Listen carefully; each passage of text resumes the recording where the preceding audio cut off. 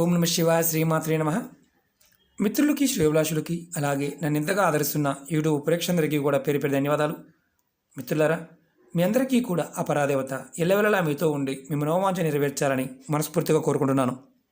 ఈరోజు మనం మాఘ పౌర్ణమి రోజున ఈ చిన్న చిన్న ఉపాయాలు చేయడం వల్ల మనకి ఎటువంటి ఫలితాలు కలుగుతాయో తెలుసుకుందాం. మన మనసులో ఉన్న అన్ని కోరికలు నెరవేరడానికి మార్గాలు తెలుస్తాయి, ధనప్రాప్తి కలుగుతుంది. మాఘ పౌర్ణమి 27 ఫిబ్రవరి శనివారం.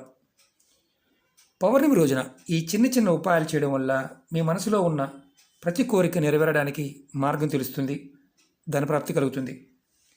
ఈ మాఘ పౌర్ణమి రోజున విష్ణుమూర్తిని పూజించడం వల్ల లక్ష్మీ ప్రసన్నత లభిస్తుంది.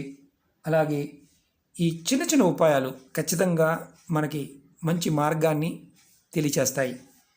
మనం విష్ణుమూర్తి అనగానే శ్రీమన్నారాయణుడు స్వరూపమైన వెంకటేశ్వర కావచ్చు, కృష్ణుడు, రాముడు, లక్ష్మీనరసింహస్వామి, ఇలా విష్ణు స్వరూపమైన ఏ పటం ముందైనా మన ఇంట్లో ఈ ప్రయోగాలను చేసుకోవచ్చు. ఈ చిన్న చిన్న ప్రయోగాలు, ఉపాయాలు ముందుగా మనం ఈ ఉపాయాన్ని చేస్తున్నప్పుడు గుర్తుంచుకోవాల్సింది పరిపూర్ణమైన నమ్మకం, విశ్వాసం కలిగి ఉండాలి. ఇది లేని వారు మాత్రం ప్రయత్నం చేయవద్దు. పౌర్ణమి రోజున మీరు స్నానం చేసి చక్కగా ఈ చిన్న చిన్న ఉపాయాలు ఆచరించడం వల్ల ఫలితం అనేది అద్భుతంగా ఉంటుంది. ముందుగా పౌర్ణమి రోజున ఎవరైతే మానసికంగా ఇబ్బంది పడుతున్నారో వారు స్నానం చేసే నీళ్ళల్లో గంగాజలం కానీ లేదా కొంచెం పచ్చిపాలని, ఇలాంటి పచ్చిపాలని కలుపుకొని స్నానం చేయండి. కొద్దిగా ఒక స్పూన్ అయినా సరే. మీకు మానసికమైన సంబంధం అని అంటే మనసుకు సంబంధించిన వికారాలు తొలుగుతాయి. మీకు కాస్త టెన్షన్స్గా అంటే ఎక్కువ టెన్షన్ పడుతూ ఏదో కోల్పోయామని బాధతో ఉన్న వారికి ఇలా స్నానం చేయడం వల్ల కాస్త ఉపశమనం లభిస్తుంది. ఇది మొదటగా చేయవలసింది. అలాగే భార్యాభర్తల మధ్య గొడవలు ఉంటే తగ్గి అన్యోన్యత పెరగడానికి, వారి మధ్య ప్రేమానురాగాలు పెరగడానికి మీరు కొంచెం ఆవు పాలు తీసుకొని దానిలో కొంచెం పంచదార కలపండి. ఆవు పాలు తీసుకొని పంచదార కలిపి సాయంత్రం చంద్రుడు వచ్చిన తర్వాత ఆ పాలని చంద్రుడికి అర్ఘ్యమివ్వండి. అర్ఘ్యమిస్తున్నప్పుడు కింద పోయకుండా, అంటే మీరు నేల మీద పోయకుండా ఏదన్నా గిన్నె లాంటిది పెట్టి దాంట్లో పోయండి. కింద పడి మీ కాళ్ళ మీద పడకూడదు. ఆ అర్ఘ్యమిస్తున్నప్పుడు మీరు గుర్తుంచుకోవాల్సింది ఏంటంటే ఒక మంత్రాన్ని జపం చేయాలి. ఓం చంద్రశేఖరాయ నమః, ఓం చంద్రశేఖరాయ నమః. ఈ మంత్రాన్ని జపిస్తూ చంద్రుడికి అర్ఘ్యం ఇవ్వండి, చంద్రుడిని చూస్తూ. ఇది ఆడవారైన మగవారిని చేయవచ్చు. ఇలా చేయడం వల్ల మీకు మీ మనసులో ఉన్న ఏదైతే మానసిక క్షోభ ఉందో అది తగ్గుతుంది, చంద్రబలం పెరుగుతుంది. అలాగే మూడో ఉపాయం చెప్తాను. మీ మనసులో ఉన్న ప్రతి కోరిక నెరవేరడానికి ఈ పౌర్ణమి రోజున మీరు చక్కగా ఇలా పసుపు కొమ్ములు తెచ్చుకోండి. ఇలాంటి పసుపు కొమ్ములు 111 పసుపు కొమ్ములు అంటే 111 పసుపు కొమ్ములు తెచ్చుకొని చక్కగా మాలగా చేసి, ఇలాంటి పసుపు కలర్ దారంతో మాలగా కట్టి ఇలా విష్ణుమూర్తి పటానికి, అంటే శ్రీమన్నారాయణ స్వరూపంగా ఉన్న ఏ పటం ముందైనా పెట్టండి, లేదంటే మాలగా వేయండి. దేవాలయంలో వేసి తీసుకోవచ్చు, మీరు సమర్పించండి.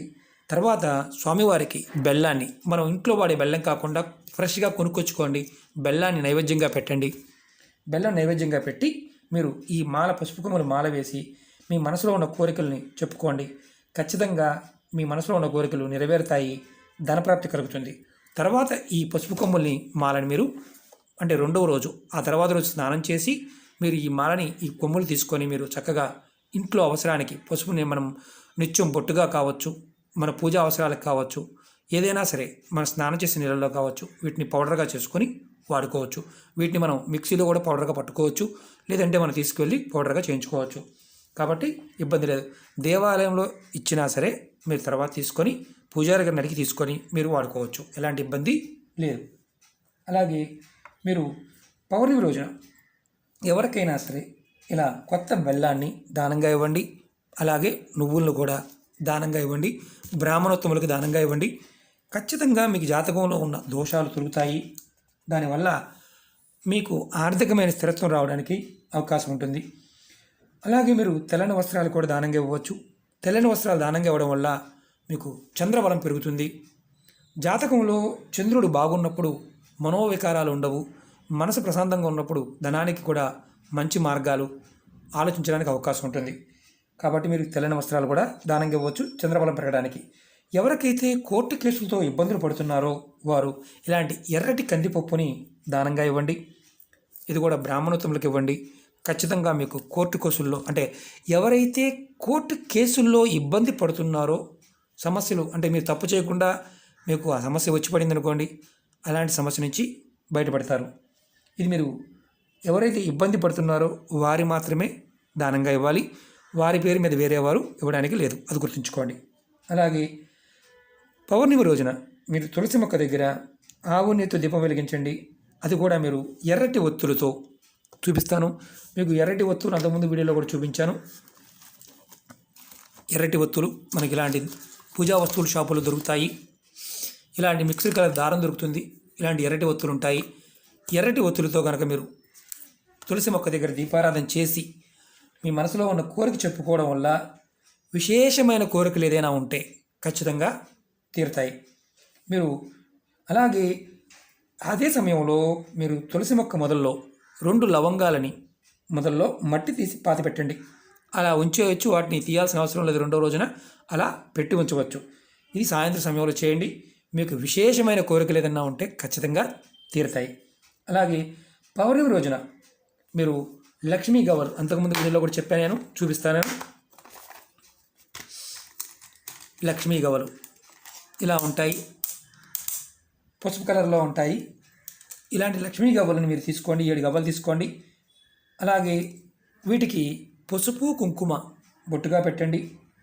పెట్టిన తర్వాత వీటిని ఒక ఎర్రటి క్లాత్ తీసుకొని, అంటే మీరు గుర్తుంచుకోవాల్సింది ఏంటంటే పసుపు కుంకుమ బొట్టుగా పెట్టి అమ్మవారికి నమస్కారం చేసుకొని మీరు ధన సమస్యలు తొలగిపోవాలి, ధన రాబడి పెరగాలని కోరుకొని మీ ఇంట్లో ధనం ఎప్పుడు స్థిరంగా ఉండాలని కోరుకొని పౌర్ణమి రోజు రాత్రి నాడు మీరు వీటిని అమ్మవారి పూజా గదిలోనే పెట్టాలి.